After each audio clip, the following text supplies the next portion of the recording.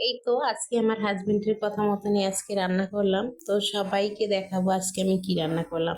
আসসালামু আলাইকুম সবাইকে, আশা করি সবাই ভালো আছেন। আলহামদুলিল্লাহ আমিও ভালো আছি। তো এই রান্না হচ্ছে, প্রথমে আমি পেঁয়াজ ভেজে নিচ্ছি, তারপরে এই যে কচুরছড়ি কয়েকটা ছিল, মানে পচে গিয়েছে, তারপরে অল্প একটু ছিল। তারপরে আমার হাজবেন্ড আমাকে বললো যে কয়েকটা আলু দিয়ে দাও সঙ্গে, তাহলে কিন্তু ভালো হবে।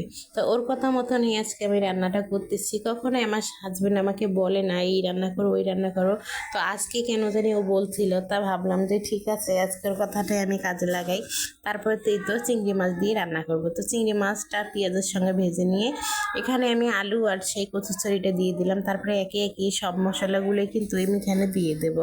তো এই তো দেখুন মশলা, লবণ, মরিচ, কাঁচামরিচ বাটা, পেঁয়াজ আর হচ্ছে হলুদ, তো এগুলো দিয়ে এখন আমি সুন্দর করে নেড়ে নেব। নেড়ে নিয়ে হালকা একটু পানি দিয়ে এটা কিন্তু জাল করে নেব। জাল করে নিলে যখন সিদ্ধ হয়ে যাবে তখন আমি পুরাটা আপনাদেরকে দেখিয়ে দেবো কিভাবে রান্নাটা করলাম। আসলে এই রান্নাটা আগেও আমি ছেড়েছিলাম, এই জন্য আর কি বিস্তারিত অত কিছু বলতেছি না। যাই হোক অল্প একটু ভিডিও করে আমি ভাবলাম যে অল্প অল্প করে দেখাই দেই, ভালো লাগবে। আর হচ্ছে এখন এই বৃষ্টির কারণে কোথাও যাওয়াও যায় না, বাজার সদাই করাও যায় না, খুবই একটা কষ্টকর জিনিস হয়ে গেছে আমাদের জন্য।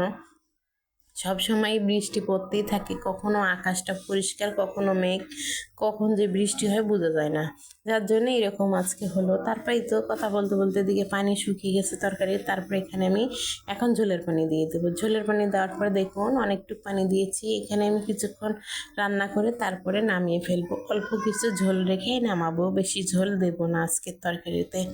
তো এই তো আমার এই তো সুন্দর করে নাড়া হয়ে গেছে, একটু বলকের অপেক্ষায় থাকবো। বলকটা আসলে একটু মশলা, শুকনো মশলার গুঁড়ি দিয়ে আমি কিন্তু নামিয়ে ফেলবো।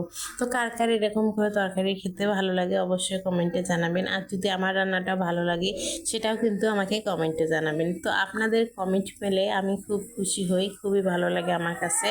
তো যারা যারা আমাকে কমেন্ট করেন তাদেরকে অসংখ্য ধন্যবাদ।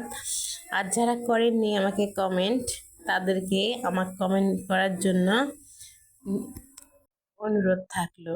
তো এই তো আমার রান্নাটা বলতে বলতে শেষ হয়ে গেল। তারপরে এই তো দেখুন অনেক সুন্দর হয়েছে, খেতে অনেক মজা হয়েছে। তো আপনারাও একদিন এভাবে তৈরি করে খাবেন। তরকারি না থাকলে অল্প কিছু তরকারি হলে কিন্তু এত সুন্দর রান্নাটা কিন্তু করা যায়, তাই আমিও করে ফেললাম।